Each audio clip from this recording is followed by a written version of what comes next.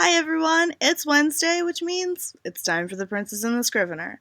Recently, Sarah did a video about The Little Mermaid and how Ariel's voice comes into play in that movie, and I decided that I want to talk about Beauty and the Beast, or rather the criticisms surrounding Beauty and the Beast, for the same reasons that Sarah wanted to talk about the criticisms surrounding The Little Mermaid. Beauty and the Beast was released in 1991. It is the second of the Renaissance-era Disney movies. Sarah and I will probably go into a video about the different eras in Disney. Beauty and the Beast won 2 Oscars, including Best Music and Original Song and Best Music for Original Score. Most of the criticisms that I see surrounding Beauty and the Beast have less to do with the movie and the lessons at the heart of the movie and more to do with the things that people just assume, whether or not they're actually there. One of these happens to be Stockholm Syndrome. Now, Stockholm Syndrome is defined as feelings of trust or affection felt in certain cases of kidnapping or hostage-taking by a victim toward a captor. First of all, the argument itself is that Belle is suffering from Stockholm Syndrome, like a major case of Stockholm Syndrome. And the problem with this argument is that the Beast never kidnaps Belle.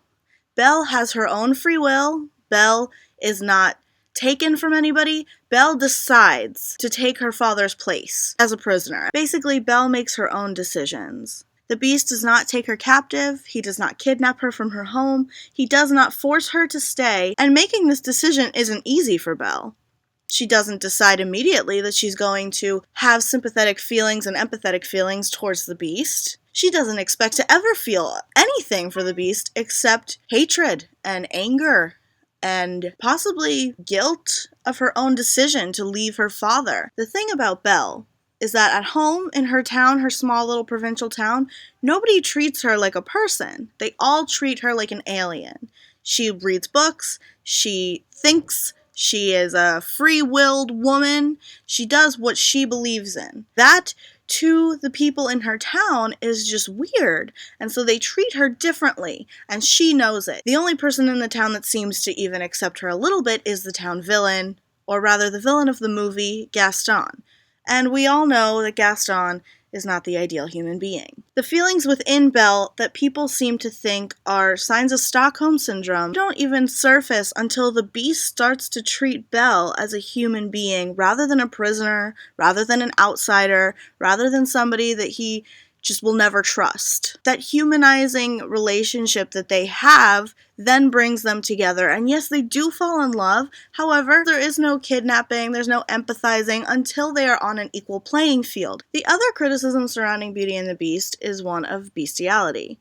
However, bestiality is defined as the quality or condition of being an animal or like an animal, or the sexual relations between a human and an animal. As we see throughout Beauty and the Beast, Belle does not act or think that she is an animal. Belle knows that she is a human, and she is smart and articulate.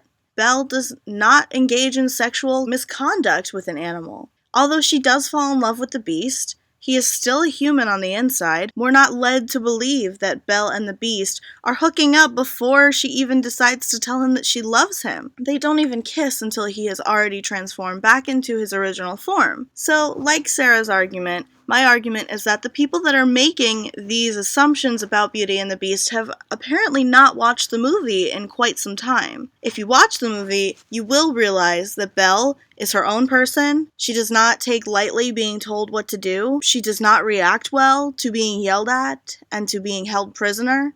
And she does not fall in love with the Beast because he is holding her against her own will. Beauty and the Beast is one of my favorite movies ever, and I will defend it. However, I will not say that it is a perfect movie. Do any of my arguments really excuse the Beast from his awful behavior? No, absolutely not.